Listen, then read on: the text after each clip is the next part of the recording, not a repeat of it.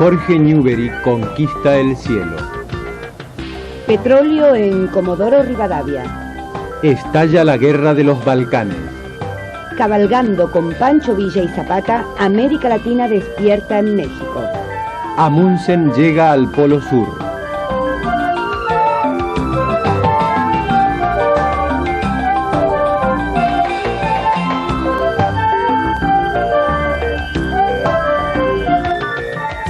El 25 de diciembre de 1907, dos porteños, el acaudalado Aarón Anchorena y el famoso deportista Jorge Newbery, se elevaron a bordo del globo El Pampero.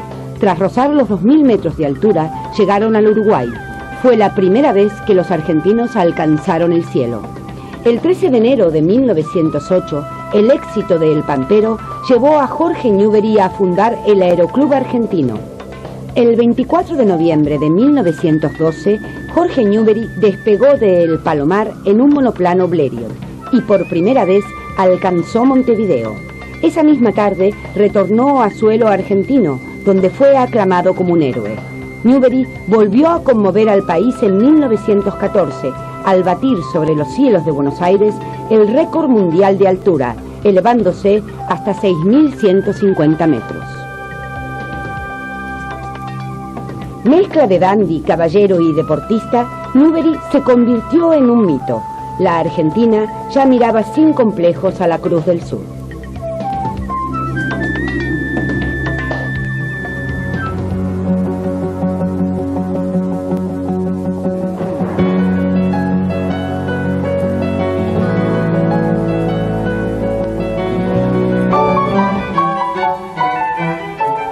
Ayudar a la independencia de los chicos fue el objetivo central de María Montessori, la primera mujer italiana en obtener un doctorado. Preocupada inicialmente por los chicos con deficiencias mentales, Montessori descubrió la importancia de las condiciones en que se desarrolla el proceso educativo.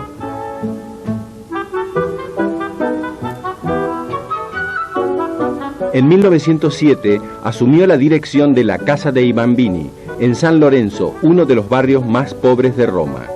Ahí eran acogidos los chicos de la calle.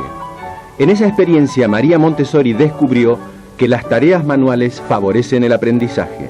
Los escolares, sobre todo los de menor edad, comprendían más el mundo a través de los sentidos que del razonamiento lógico. A partir de esta concepción, la pedagoga desarrolló el llamado Material M. Era una batería de juegos didácticos destinados a que el escolar, mediante un proceso lúdico, desarrolle su capacidad de conocimiento. El material educativo de Montessori obtuvo éxitos asombrosos. Jugando, los chicos aprendían a leer y escribir a la edad de 4 años. El método Montessori alcanzó fama internacional y encontró entusiastas partidarios en los ámbitos pedagógicos de todo el mundo. Todavía hoy sus teorías son reivindicadas por los docentes, sobre todo en el nivel preescolar.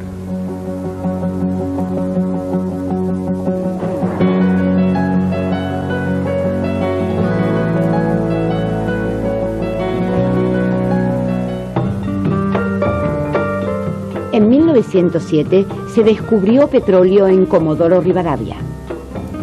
Era lo que el país agroexportador necesitaba para comenzar a industrializarse.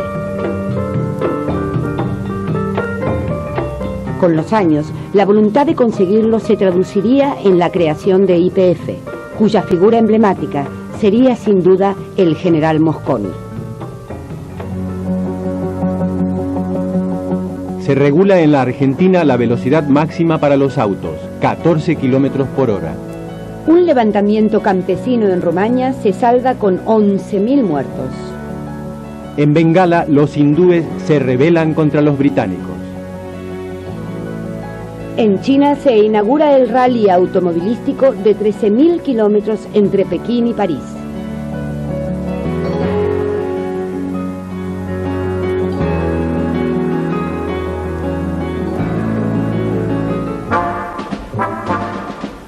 El 23 de julio de 1908 estalló en Tesalónica una revolución, la de los jóvenes turcos.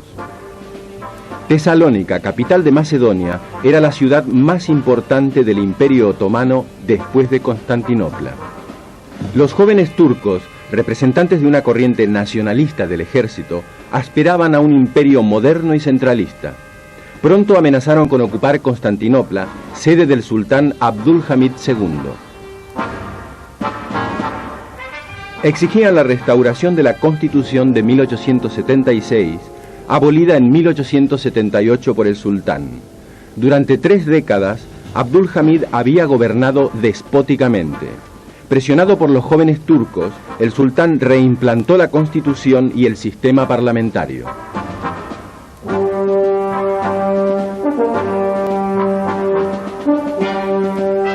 Los cambios políticos en Constantinopla inquietaron al emperador austríaco Francisco José. Viena vio amenazados sus intereses en los Balcanes, sobre todo en Bosnia y Herzegovina. Estas provincias eran administradas desde hacía 30 años por Viena, aunque por el derecho internacional pertenecían al Imperio Otomano. En los Balcanes, un abigarrado mosaico de minorías étnicas, se habían enfrentado desde siempre los austríacos y otomanos. En octubre de 1908, Francisco José procedió a ocupar Bosnia y Herzegovina. Se desató una oleada de levantamientos nacionalistas. Respaldada por Viena, la provincia autónoma de Creta se separó del Imperio Otomano. Lo mismo hizo Bulgaria, que se constituyó en reino independiente. La crisis se generalizó. La reconversión constitucional de Abdülhamid convenció a pocos. En 1909, los sectores conservadores del ejército dieron un golpe y destituyeron al sultán. Le sucedió su hermano Mehmed V, pero el poder real estaba en manos de los jóvenes turcos. En ellos confiaba la minoría cristiana, hasta entonces despojada de derechos políticos. Sin embargo, los jóvenes turcos, marcadamente nacionalistas, resultaron más intolerantes con las minorías que el régimen anterior. Las reivindicaciones de los armenios, búlgaros y macedonios fueron reprimidas salvajemente. En 9 meses, más de 1,5 millones de armenios fueron exterminados. Sin embargo, la política genocida no afianzó el poder otomano en el sudeste europeo. Al contrario, el viejo imperio de la Media Luna comenzó a desintegrarse.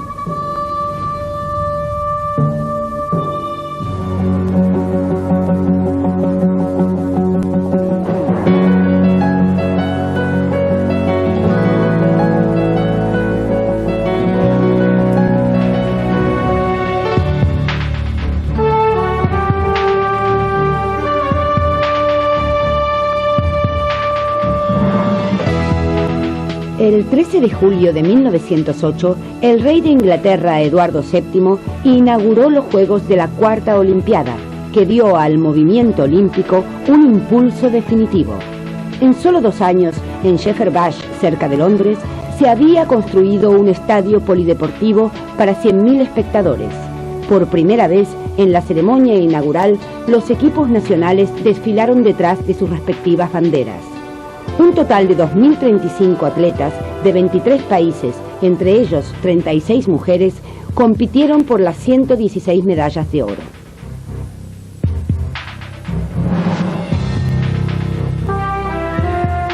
Una final especialmente dramática tuvo tuvo lugar el 24 de julio en la maratón. El corredor italiano Dorando Pietri se desplomó pocos metros antes de alcanzar la meta y fue arrastrado hasta la línea de llegada por 2 custodios del recorrido.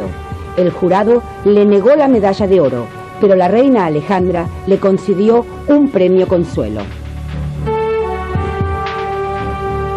El británico Henry Taylor ganó los 444 metros libres de natación y estableció el primer récord mundial en esta especialidad. En waterpolo, tras vencer por 9-2 a Bélgica, Gran Bretaña se alzó con el oro olímpico.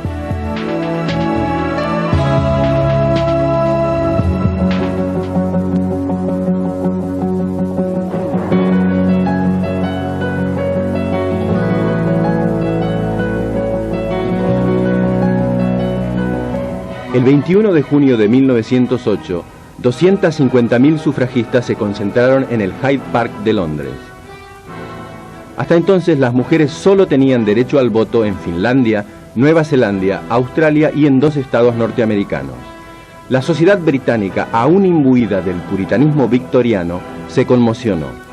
Desde mediados del siglo XIX, diversas asociaciones femeninas venían reclamando los derechos civiles, pero todas sus peticiones a la Cámara Baja morían en los cajones.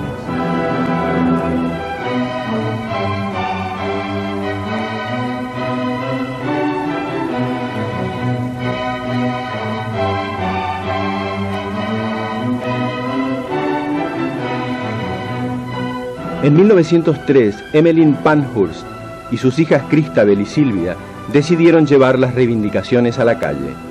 Fundaron en Manchester una asociación radical de sufragistas, la Unión Social y Política de las Mujeres.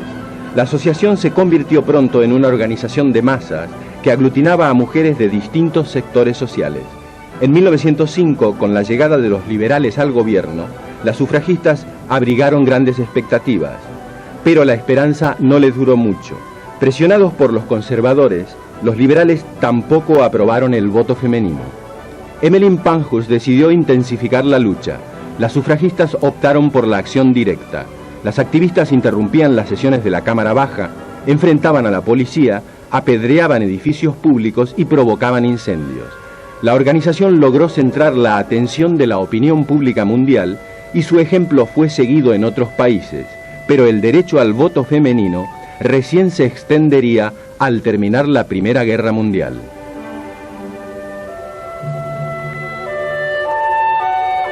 Durante la contienda, las mujeres debieron realizar tareas hasta entonces reservadas para los hombres. Gran Bretaña y otros países europeos no pudieron negarles el derecho al voto. En 1918, las inglesas mayores de 30 años pudieron votar, pero con muchas restricciones.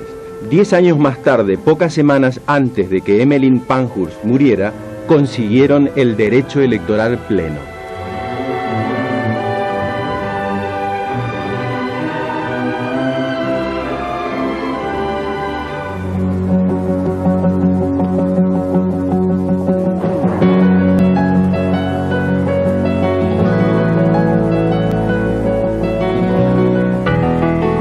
El coronel Ramón L. Falcón, jefe de policía, avanzaba por la avenida Quintana. Era el mediodía del 14 de diciembre de 1909. Antes de Callao, alguien se abalanzó sobre su carruaje y le arrojó una bomba. Falcón y su secretario volaron por los aires. Simón Radovisky fue el autor del hecho. Su grito de ¡Viva la anarquía! Fue la rúbrica de un atentado que conmovió al país. Falcón en persona había dirigido el desalojo de numerosos conventillos donde era fuerte el anarquismo. Para los ácratas, Falcón era un blanco justificado. Menor de edad, Radovisky no pudo ser fusilado.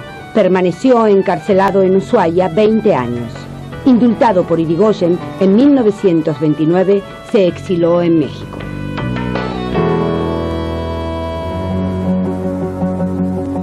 El 10 de junio de 1909, el barco británico Slavonia emite por primera vez un SOS. Japón se apodera de Corea.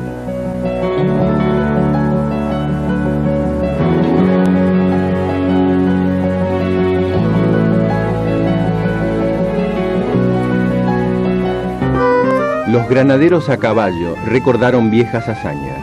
Era el 25 de mayo de 1910 y la patria cumplía 100 años. El presidente Figueroa Alcorta paseó en su carruaje a Isabel de Borbón. La infanta traía los saludos de su sobrino, el rey de España. Una Argentina alegre y despreocupada festejaba su destino de gran nación.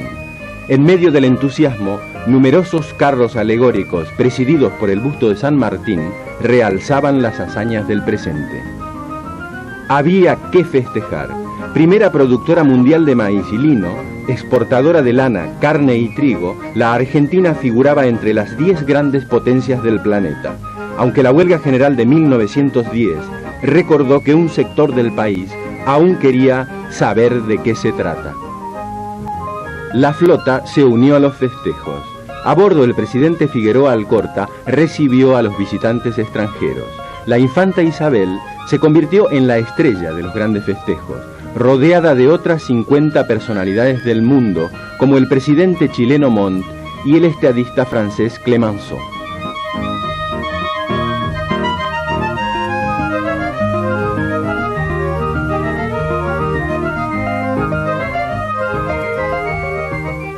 La flota realizó maniobras y lanzó incontables salvas, mientras la marinería vivaba encubierta a la patria y la patria nadaba en la abundancia.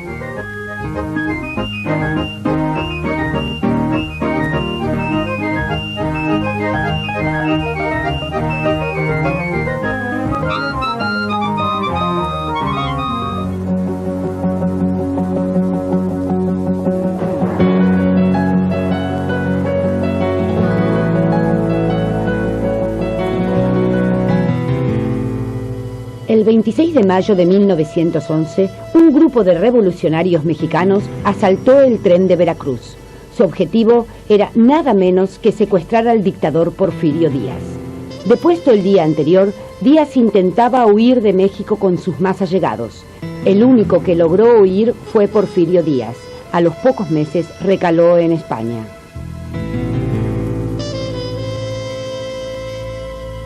Durante más de 30 años, Díaz había gobernado el país con mano durísima, apoyado por una minoría oligárquica y por Estados Unidos. La expropiación de tierras a las comunidades indígenas y el aplastamiento de todo conato opositor condujeron al surgimiento de grupos revolucionarios armados. En 1910, la decisión de Porfirio Díaz de ser reelecto nuevamente incrementó la espiral de violencia. El liberal Francisco Madero se puso al frente del movimiento revolucionario.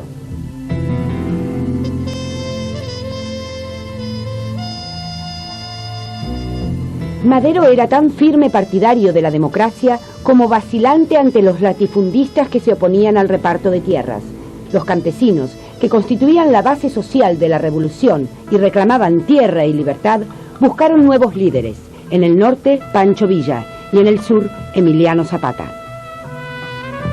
Ayudado por Villa y Zapata, Madero logró derrocar a Porfirio Díaz y en 1911 ser elegido presidente. La tranquilidad volvió a México, pero por poco tiempo. La reforma agraria era una promesa que no se cumplía. Decepcionado de Madero, Zapata volvió a alzarse y comenzó a repartir las tierras. El ejército, formado para estar al servicio de los terratenientes, procedió a la represión más sanguinaria. Madero se vio acorralado entre dos fuegos.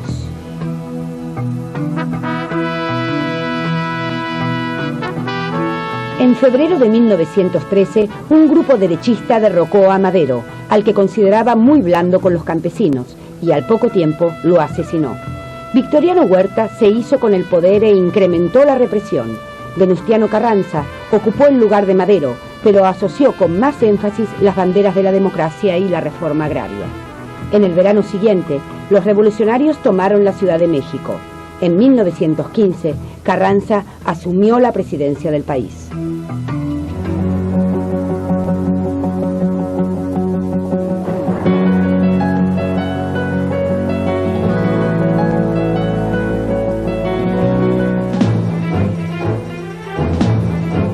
A comienzos de siglo, el hombre conquistaría los polos del planeta.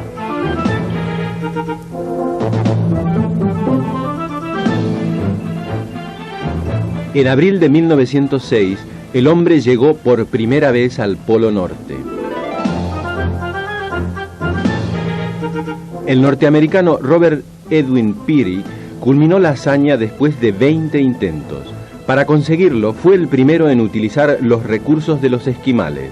Su ropa era de piel, viajaba en trineos tirados por perros y calzaba botas de nieve. A diferencia de otros exploradores, Peary pensó que la época ideal para viajar al polo era el invierno, ya que el hielo endurecido permitiría avanzar más rápido.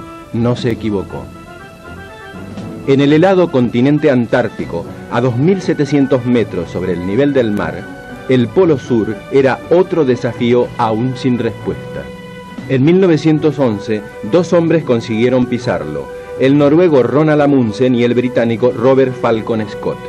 Antes de conseguirlo, Amundsen se había propuesto un objetivo geográfico totalmente opuesto, el Polo Norte, pero el norteamericano Robert Peary le había ganado de mano. En agosto de 1910, Amundsen zarpó de Noruega rumbo a la Antártida a bordo del buque oceanográfico Fram. Llegó al continente blanco a comienzos de 1911 y estableció una base en la Bahía de las Ballenas. Scott alcanzó la Antártida casi al mismo tiempo, a 650 kilómetros de la base de Amundsen. Scott y Amundsen iniciaron una espectacular carrera por alcanzar la meta. Era invierno y la temperatura llegaba a los 35 grados centígrados bajo cero. Amundsen salió el 28 de octubre de 1911 en dirección al Polo Sur con 4 hombres, 4 trineos y 42 perros esquimales. Scott se puso en camino 12 días más tarde con trineos motorizados y caballos. Pronto se vio que su táctica había sido errónea. Los caballos no aguantaban el frío y los motores no podían con el terreno escarpado y el hielo. Scott y sus hombres terminaron arrastrando a mano sus equipos.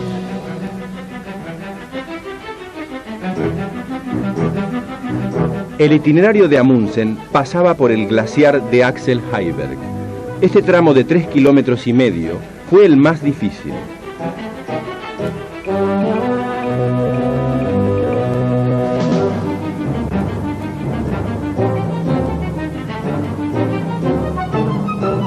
A los 4 días, el equipo noruego alcanzó la meseta central de la Antártida.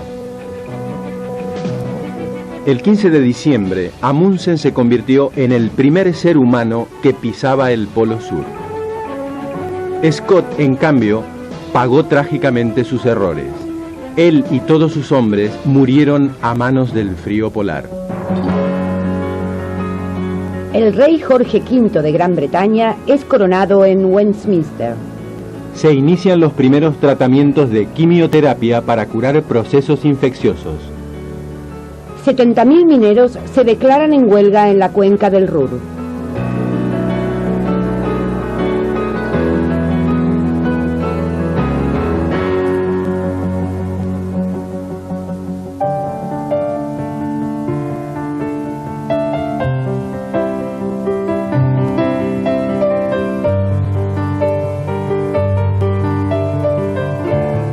El pintor ruso Vasily Kandinsky provoca la ruptura más radical en la plástica. En 1910 pinta en Múnich la primera acuarela abstracta. Su manera de marcar los contrastes entre densidad y vacío incomodan al público, que solo ve en la tela una geometría alucinante.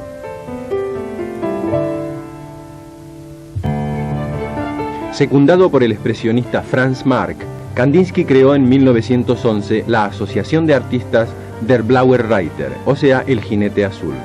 El nombre se asociaba con los extraños animales que pintaba Franz Marc. Cada color tenía un significado simbólico. El azul, asociado a la rudeza, representaba lo masculino. El amarillo, suave y risueño, lo femenino. Y el rojo, denso y subido, la materia en movimiento. El expresionista August Macke se unió a El Jinete Azul en 1912 y aportó al grupo sus reflejos de luz y sugerentes colores.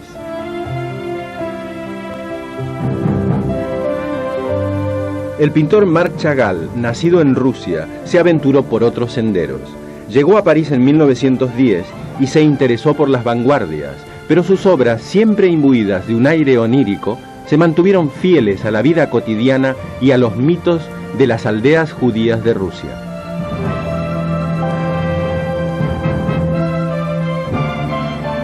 Para todos los artistas, la tormenta bélica representaba un duro trance. En su autorretrato de enfermo, Ernst Ludwig Kirchner reflejó el ánimo del individuo ante la maquinaria militar. Fue una premonición. En las trincheras, Kirchner rozaría la alucinación. El ascenso del nazismo lo llevaría luego al suicidio. El 5 de febrero de 1916, en el Cabaret Voltaire, un grupo de poetas y pintores afirmaba: todo el mundo dada. Nacía el dadaísmo. Tristan Tzara, Hugo Ball y Hans Arp le hacían al público guiños absurdos para que despertase de la modorra conformista.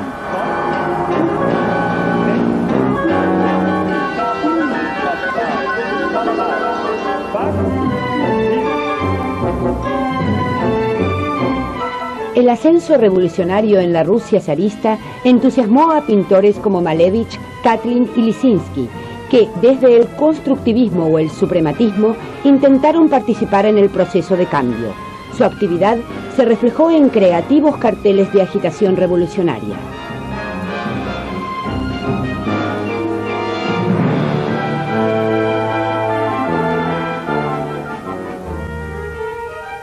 También la música acusó recibo de los nuevos tiempos, aunque en medio de grandes escándalos, como ocurrió con Igor Stravinsky. El 19 de mayo de 1913, el estreno de su Consagración de la Primavera acabó en una batalla campal. Por el contrario, con su ópera El Caballero de la Rosa, estrenada en Dresde en 1911, Richard Strauss obtuvo un aplauso unánime. El mundo aún quería soñar.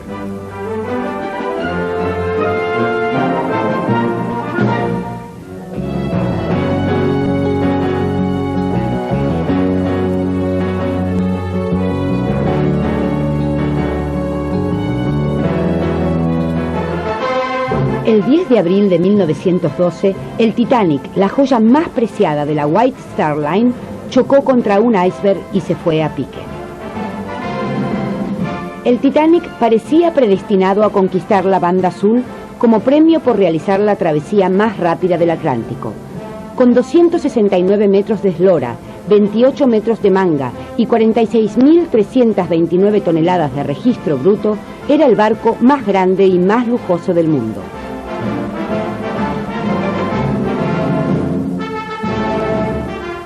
Tenía cabida para 5.000 pasajeros y sistemas de seguridad a prueba de cualquier fatalidad.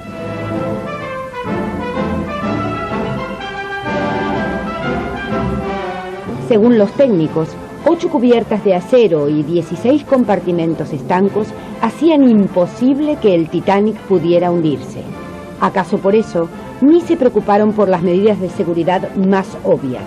Los botes de salvamento con que contaba el Titanic solo tenían capacidad para 1.000 personas. ¿Qué importaba? A bordo viajaba el doble de pasajeros.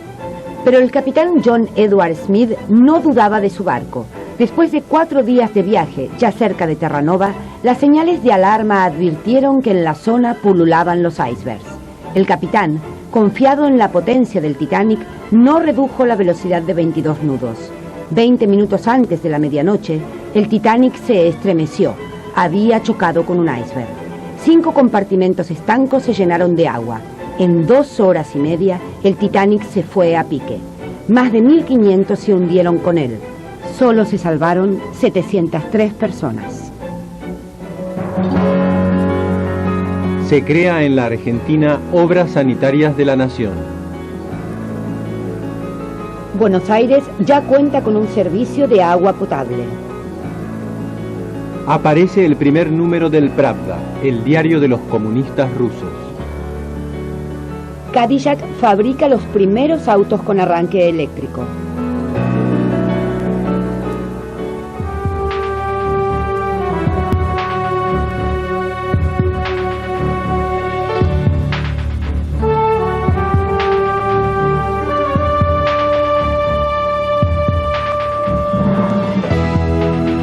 El 6 de julio de 1912, el rey Gustavo de Suecia inauguró los quintos Juegos Olímpicos en el nuevo estadio Olimpia de Estocolmo. Durante 3 semanas, atletas de 26 países compitieron ante más de 30.000 espectadores.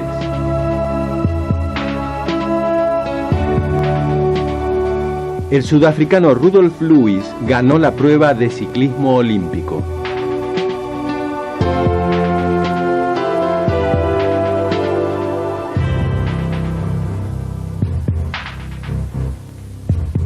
En salto de garrocha, el norteamericano Harry Babcock en un tenso duelo se impuso a su compatriota Marcus Wright con un salto de 3 metros 95 centímetros de altura. El griego Konstantin Tsichiritas ganó ampliamente el salto de longitud.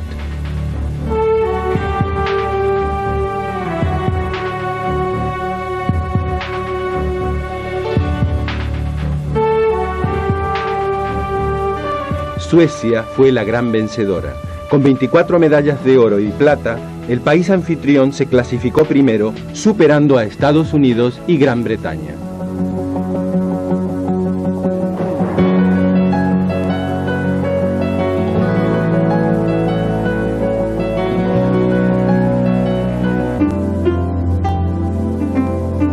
El 7 de diciembre de 1912, el arqueólogo alemán Ludwig Borchardt descubrió en Telelamarna el busto policromado de Nefertiti de tamaño natural. La reina Nefertiti, cuyo nombre significa Bienvenida la Hermosa, vivió en el siglo XIV a.C. y fue la esposa del faraón Amenofis IV Ecnatón. Borchardt no encontró el busto en las ruinas del palacio, sino en las de un taller de escultura. Al parecer, el busto había servido de modelo para numerosas réplicas. Los milenios no habían eclipsado la belleza de Nefertiti, solo le habían cerrado el ojo izquierdo. Este guiño no salvó a la bella Nefertiti de terminar en el Museo Egipcio de Berlín.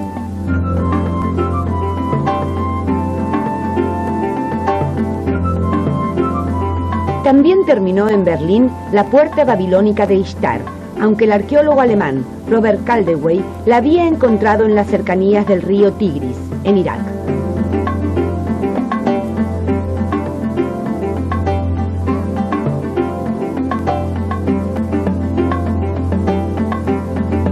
Las excavaciones del británico Sir Arthur John Evans también maravillaron a la opinión pública. Evans encontró el Palacio de Knossos en Creta. El siglo XX logró curiosear en la sala del trono, las habitaciones y los talleres, los frescos y los relieves de estuco. Las intimidades de la civilización minoica, transcurrida 4.000 años antes, cobraron actualidad.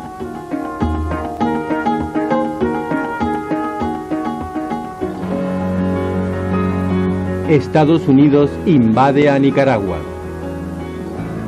Roma bombardea Beirut y estalla el conflicto entre Italia y el Imperio Otomano.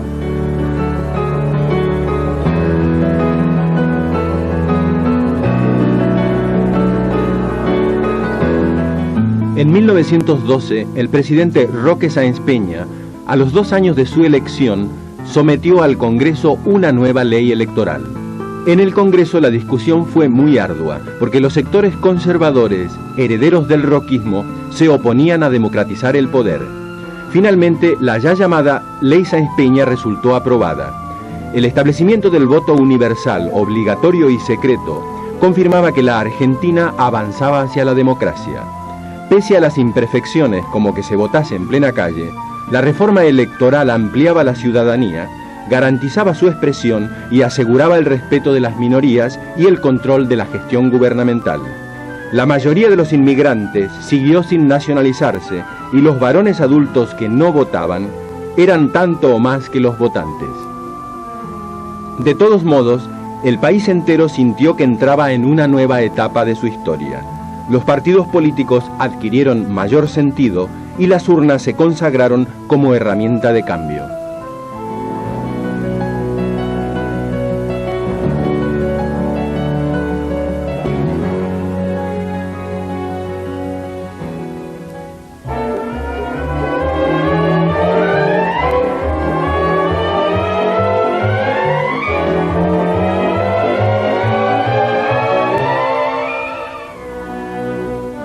misterioso Fantomas fascinó a los primeros cinéfilos. Mezcla de caballero y delincuente, su identidad permaneció siempre desconocida. El director francés Louis Feuillade había trasladado al cine una creación novelística de Marcel Allen y Pierre Soubestre. El éxito inicial del enmascarado se tradujo pronto en toda una serie de películas. Fantomas causó sensación.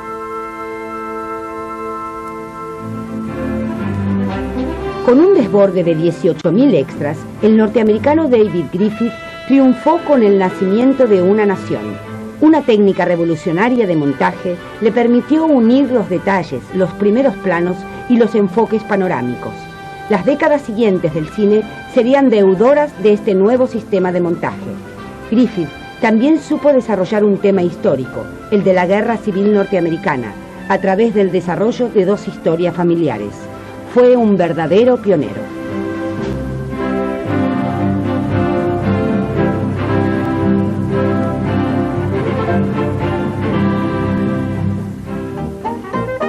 A pesar de consagrarse en los años 20, Charlie Chaplin popularizó ya entre 1917 y 1919 su entrañable Vagabundo. Eterno perdedor, Carlitos supo sortear los golpes de la vida con humor y ternura, ingredientes que lo convertirían en una de las figuras señeras del cine.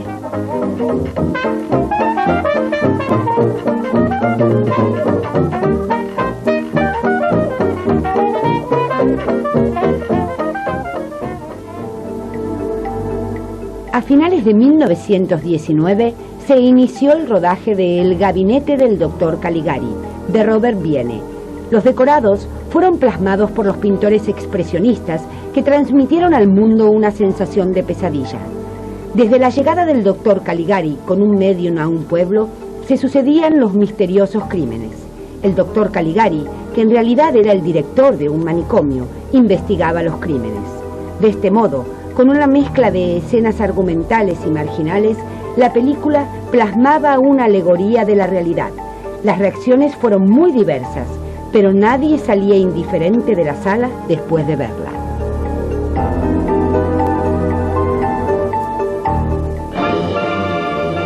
El 22 de mayo de 1909 se estrenó La Revolución de Mayo, primera película argumental argentina.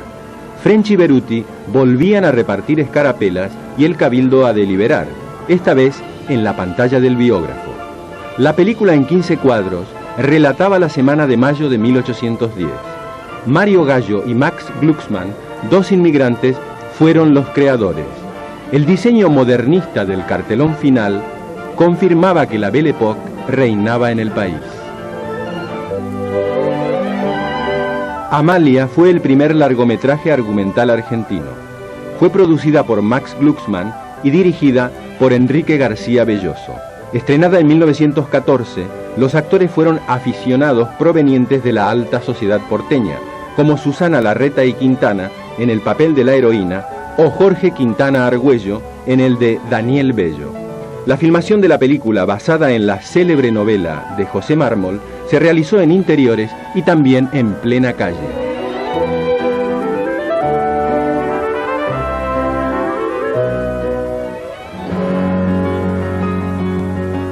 Los aparatos eléctricos facilitan el trabajo de las amas de casa.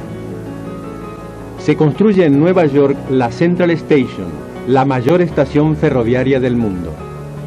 El 1 de diciembre de 1913 se inaugura en Buenos Aires el primer subterráneo.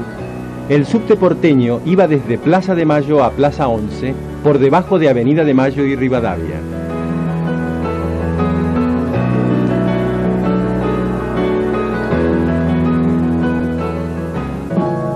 El 28 de junio de 1914, el archiduque Francisco Fernando, sucesor del trono austrohúngaro, viajó a Sarajevo. Durante el traslado en auto por la ciudad, el vehículo se detuvo. Fue la oportunidad para Gavrilo Princip, un nacionalista serbio que sacó el arma y disparó. Francisco Fernando y su esposa se desplomaron. El asesinato del archiduque encendió la mecha de una contienda que la euforia inicial llamaría la Gran Guerra.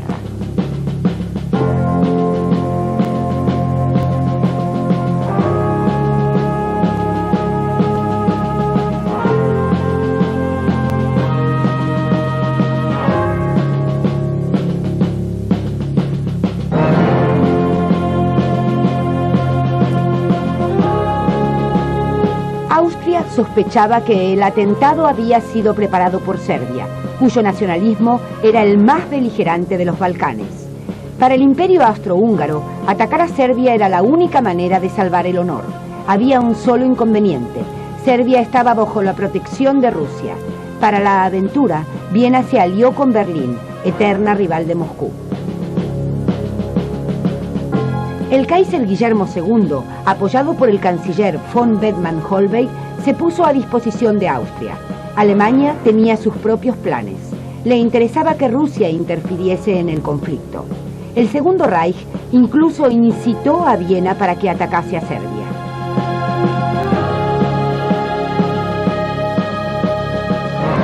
Alemania movía unas piezas que harían temblar a todo el ajedrez europeo.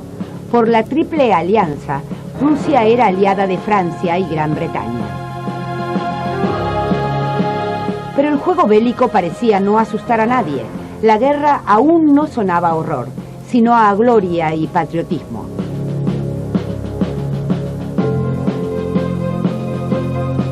El escritor alemán Thomas Mann no pudo disuadir la euforia germana. Bertrand Russell, Romain Rolland y Karl Kraus tampoco lo lograron. El 23 de julio, Viena envió un ultimátum a Serbia. Austria planteaba su derecho a perseguir a los asesinos en territorio serbio. Esta condición era inaceptable para un Estado soberano. Para evitar la guerra, Serbia aceptó parcialmente el ultimátum. Austria rompió las relaciones diplomáticas con Serbia y movilizó sus ejércitos. Gran Bretaña quiso interceder, pero sus gestiones fracasaron. El 28 de julio, Viena declaró la guerra a Serbia. Rusia movilizó sus tropas. Alemania hizo lo mismo. El 1 de agosto, el Segundo Reich declaró la guerra a Rusia. 2 días más tarde, en carácter preventivo, declaró la guerra a París. El 4 de agosto, Alemania invadió el territorio neutral de Bélgica y se acercó peligrosamente a Francia. Gran Bretaña entró entonces en el conflicto. Las tropas alemanas se enfilaron hacia París. El avance alemán se detuvo en el Marne. Pronto las divisiones germanas y aliadas se vieron combatiendo en un frente de 700 kilómetros de largo, nada menos que desde Suiza hasta la costa belga. La guerra era un hecho.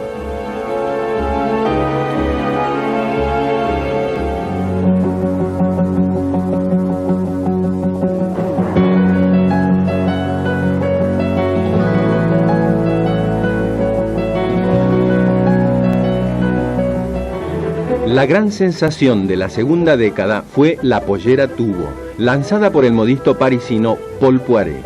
Era una pollera de corte recto hasta la pantorrilla, donde se estrechaba con un entalle. Esta línea obligaba a las mujeres a caminar con pasitos cortos e insinuaba atrevidamente las curvas femeninas.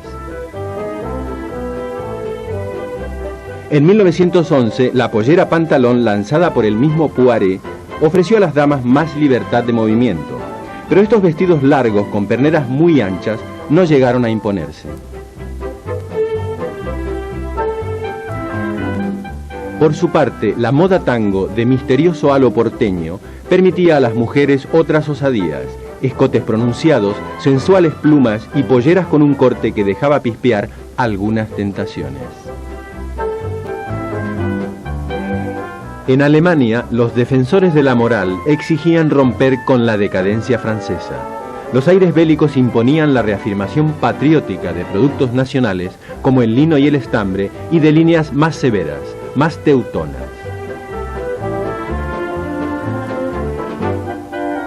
El modelo elegido para las valquirias fue una pollera ancha sostenida por 2 o 3 enaguas. Su largo, solo hasta las pantorrillas, no se debía a falta de pudor, sino al ahorro de tela que exigía la nación. En todos los países se volvió difícil conseguir vestidos nuevos. Bajo la consigna de ropa vieja, moda nueva, las mujeres se las ingeniaron para llenar las carencias de la retaguardia con mucha imaginación.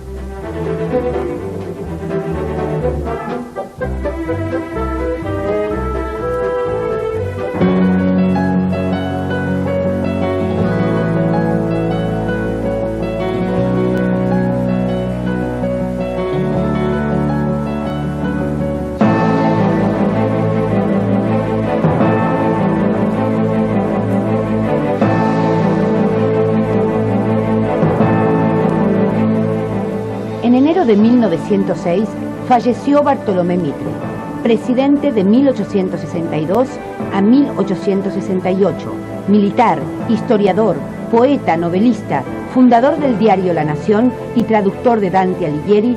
Sus exequias fueron apoteóticas. Los funerales convocaron a una gran multitud. De inmediato, el Congreso de la Nación dispuso levantar un monumento en su memoria. Entre el 26 y el 31 de julio de 1909, Barcelona vivió la llamada Semana Trágica. Una revuelta popular terminó con centenares de detenidos y miles de exilados. La ejecución del gran pedagogo Ferrer y Guardia estremeció al mundo y desató la protesta internacional.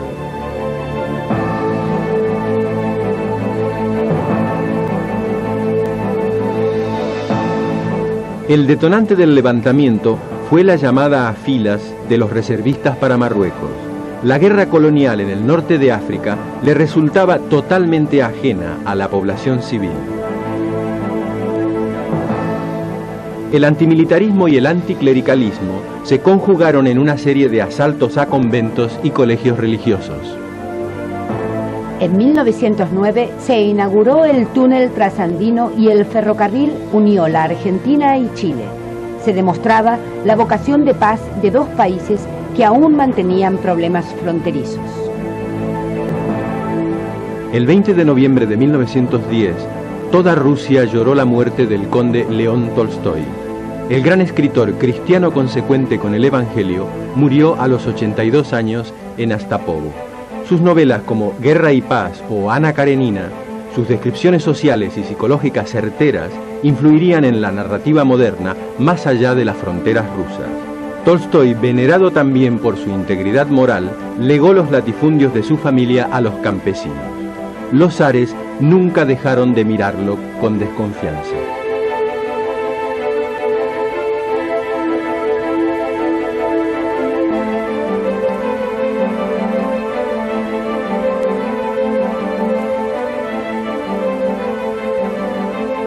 El 12 de febrero de 1912, China cerró un largo capítulo de 2000 años.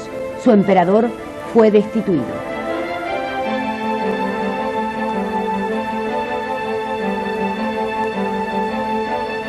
Puyi, último emperador de la dinastía Manchú, debió renunciar al trono que ocupaba desde los 3 años.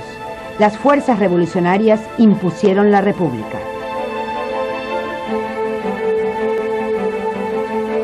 Yuan Shikai, el anterior primer ministro imperial, fue elegido el 15 de febrero presidente de la nueva república, relevando al presidente Sun Yat-sen, líder del movimiento republicano.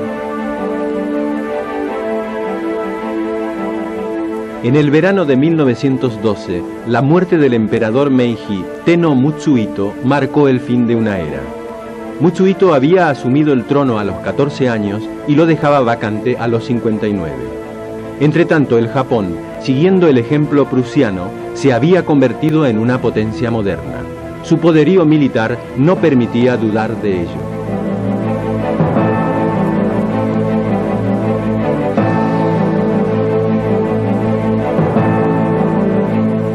En 1913, el escritor checo Franz Kafka publica La condena y la carta al padre, obras que darían al siglo XX un singular calificativo, el de kafkiano. En 1915, su metamorfosis justificaría aún más esta calificación. El siglo, que naciera arropado con bellas promesas, podía, como el personaje kafkiano, volverse repulsivo.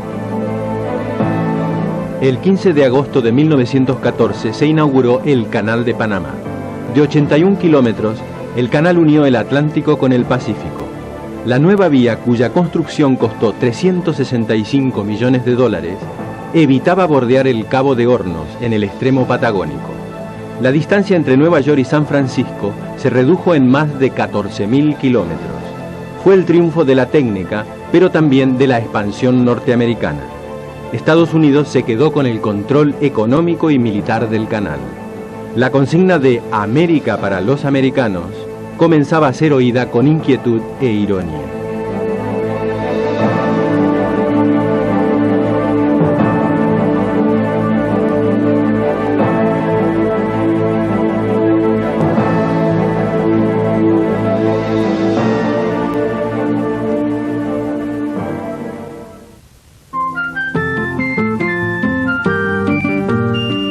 De Sarajevo a la Primera Guerra Mundial.